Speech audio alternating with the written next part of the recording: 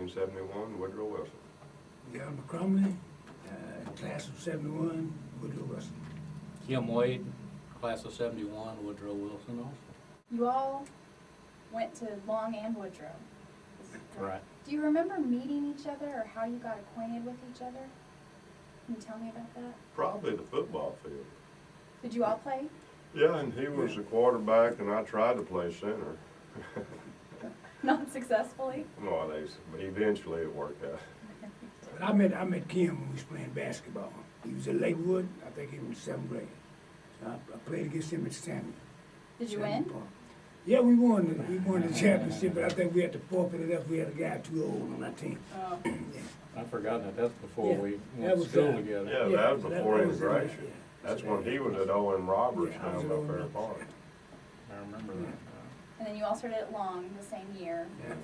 Were you in classes together or was it mostly sports? Me and John Paul and Steve Cromines, for some reason, we were in every class together. And it never happened, it doesn't happen, because when you went to the 8th grade, you split up and every class was, I'm pretty sure they did it intentionally to kind of ease the integration, because if you're changing classes, it's hard to make a friend. And I mean, me and John Paul, we sat next to each other from day one.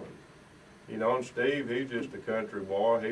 He fitted right in, and you know, we went on down. We didn't even know we was integrated. We were just going to school. And you, Kim, you and John Paul mostly played basketball and football together. And track. And track. Was there any And sports you baseball. didn't Baseball. play? Yeah, Okay. baseball. All of them? Yeah. Okay. We did have classes together, but not too many, I don't think. Yeah, we don't do that. We have to. Now, I would love to, you mentioned to me when I wrote the story, Jeff, the story of going to Wilshire Baptist Church and Lakewood Country Club on the same Sunday morning. At what point was that, and the both of you kind of recount that story? What was it like that day? It wasn't unusual, because people, back in the old days, they had more respect for the situation and to act out as they do not have nowadays, and they act out every time they see something they don't agree with. So they just kind of silently didn't agree with it, and but now the Lakewood Country Club did send my dad a 3-page letter. So you basically went to church that morning, then went to the Lakewood Country Club for lunch, but nobody really had a reaction. No, nobody came up and at that time and said this isn't gonna happen, get out of here. In fact, I don't remember that happening. I'm sure it happened somewhere in Dallas, but you know, we just kind of stayed in Lakewood, and that just wasn't happening. John Paul, did doing that make you nervous at all, or? Well, not really, because, like you said, it didn't happen, so they didn't approach me and say anything, so therefore it was just, you know, well, you know, later on I know they probably said something later, but not then. And Dallas didn't have the violence that the rest of the country had. I mean, we didn't have, you know, I don't know why it was. I mean, maybe the blacks had better sense than to go where they weren't wanted, but there was not the violence in Dallas that you saw on national TV. It was a little bit different. Yeah. Speaking of news, when I was researching, I noticed the column that was written in the Dallas Morning News about your weekend visit to Kim's house. Did you all realize at the time that that was newsworthy? Well, we didn't realize it. We just some kids, that's all. We was just some kids. All he gonna let me just stay at his house, you know, for the weekend, because I didn't have, I think that was an aunt of mine that was way down the line, so it didn't make that much difference. But I'm respectful for him to invite me into his house anyway. You know, you got 3 sisters there, and you got a big old guy sitting up in the house, you know, that's kind of remarkable, you know, I kind of enjoyed that. I appreciate him for inviting me into the house, you know, so that meant a lot to me. What about you, Kim? What was it like? I didn't realize it was noteworthy until there was an article in the paper about it. I think it was Norma Wade Adams, who I think still writes for the Dallas Morning News, if I'm not mistaken. So this, again, you guys are talking about, we were kids. We didn't realize We just kids. the implications. I know, Kim, and I'm sure you've heard about this, but your father obviously was in office for a very long time and has, you know, reputations of all kinds for the work that he did. And some would say that those, either part or all of that reputation doesn't necessarily jive with inviting John Paul over to your house for the weekend. What do you say to that? My dad has been misportrayed in the press as being a racist, and my dad didn't have a racist bone in his body. No way. And it was not just John Paul. He had black friends, and both in town and in the country. He grew up in the country, and I never heard my dad make any racist remarks or jokes or anything else, and so he raised me, I think, to be very open-minded about everybody. And that's was my experience with my dad. He loved John Paul just like he did all my other friends. And I'd like to say something on that too. You know, everybody talks about all that, but I'm telling you, Henry Wade enforced the law as it was written. He enforced the laws as the juries handed back the verdicts. He put his own nephew in prison for smoking marijuana. So he enforced the law. He didn't pick on anybody. I mean, nowadays, I don't know what they're doing, but he enforced the law, and in my opinion, he was not racist at all. He, like Kim said, he grew up in Rockwall out in the country. He was just a good old boy. There you go. There you go. Well, and speaking of these families, when you talked about your father, Dr. Patton, your father, Mr. Wade, there were other families mentioned that just kind of embraced John Paul and embraced this change as it was coming. Did that make all the difference in this? And I don't know that anybody was embracing it. It wasn't something to embrace. It wasn't something special. It wasn't some hoorah moment, okay, you know, we're taking in black people and all this. We were just kids. Right. This was just a new friend we had. It wasn't anything. I mean, when you grow, see, most people, white or black, grew up dirt poor back in those days. My dad was dirt poor. I'm sure his dad wasn't very wealthy out in the country. So you just looked at everybody was just everybody. It wasn't like it is, you know, 20 years after that or 10 years after that or even now. I mean, it's such a big deal for black and white people to get together, you know. It ain't a big deal. You just, you know, what the world needs is love.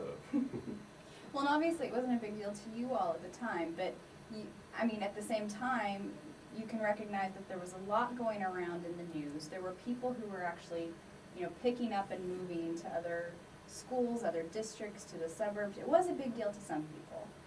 But you all weren't feeling that effect, is what I'm hearing. I mean, we heard a white flight. I didn't know anybody that left. I think that was really after Yeah.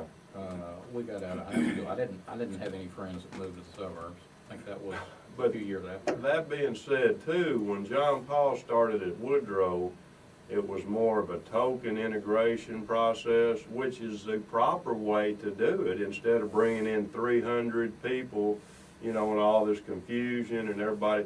They did a perfect job of integration. Then when they started busing, they screwed it up completely. They just ruined every school in that DISD. I mean, it ain't worth going to anymore. I mean, But Woodrow was never, there was not a whole lot of busing going on at Woodrow. Wasn't busing. Ever. Well, okay, No, what it we were was, there.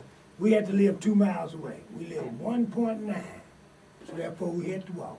So that's 27 of us. We met up right there on Lensling and Munger, right there on that corner. And every day we walked right on up there toward the school. 27 of us walked. And that was it. how So, many times did you walk home? Jeff, I walked many times, man. I didn't take you Well, home? you didn't take me that much. I walked up there. Yeah, You but walked up there? Yeah, I walked. Yeah, you started loving riding from Greg. Yeah, but now, okay, but like I said, we walked up there, you know, in the morning time, you know, in the evening time, he probably took me back home with me. But like I said, we walked up there and we just made up our mind that when we got there, we was just going to deal with it, you know. Say, can we accept what we want? Can we accept what you want me to accept? So if we can accept what we want them to accept, then this is the way we did, why we did. So if I come up and meet Kim and them, I'm gonna be able to accept what Greg, if Greg want me to accept this, I'm gonna accept this. Can you accept what you want me to accept? So that's the way we did it. And we just blended right on in. It didn't make that much difference. So We didn't look, we didn't have no racist names called or nothing like this here. They accepted us. So wherever Jeff went, I went. Wherever Kim went, I went. So they come pick me up. We come on. Hey, we got together. That's what it was. So that was it was a good experience. You know, it was a good experience. So we didn't harp on anything. You know, like, hey, if Kim invited me to the house, I thought that was a privilege for me to be there and for them to accept me into his house. So I thought that was real nice. You know, I did enjoy that. And Mr. Wade, I had a lot of respect for him. You know, like what this down from the Henry Wade era. So if he called me to come downtown, hey, you come down here, I need to talk to you. So I'm getting on up going downtown. Did he call you to come downtown? Oh yeah, numerous times. You know, come down here and let me talk to you tonight. So I go downtown. What did he tell you? Well, I don't know, but you know, I ain't gonna get off into that part. But you know, it was like I'm a man, you know. So Mr. Wade was a pretty good guy, and I respect him a lot. You know, because they always said we was from the Henry Wade era. So like, say if you got a court that's gonna, and they call me to come to court, I'm gonna get up and I'm gonna go to court. I said, well, I'll be down there tomorrow. I gotta ride the bus, so I'll be there tomorrow. So. You had a lot of respect for Oh yeah, him. a whole lot of respect for him. Everybody. You got Jim Maddox, you got Governor Conley, you had numerous guys, you know, Chief Fannin. So a lot of them, they kind of give us a little boost up in there. So hey, we was represented real well. So I couldn't ask for nothing no better than that. So he did us real nice. You know, Mr. Wade was a real remarkable man. He was all right. Yeah. And he had a lot of staff members too that might have been doing things that, you know, look at the deal over in England with the newspaper deal, you know, and in his later years, I'm sure he wasn't going in there and watching exactly what he thought was going on. And so, I mean, there, you know, he did the right thing according to what he was in charge of. What happened he didn't know about, he can't do anything about. Tell me about football, playing football together. There was an almost state championship one year, I believe. Tell me a little bit about that. Was that exciting? Yeah. Of course it was. Of course it was. It's so exciting, we Football in fumbled. Texas, yeah. It's so exciting, we fumbled about 20 times in one game, we're so excited. Mhm. No. It was fun, a lot of camaraderie, Yeah. a lot of course, made a lot of lifelong friendships as we're still sitting here.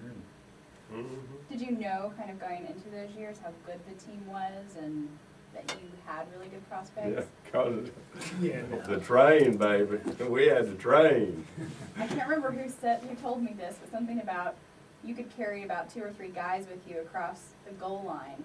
Is that right? Yeah. more than that. More than that. Yeah, about a little bit. John was hands down the best high school football player in Texas that year, Wow. which carried our team a long way.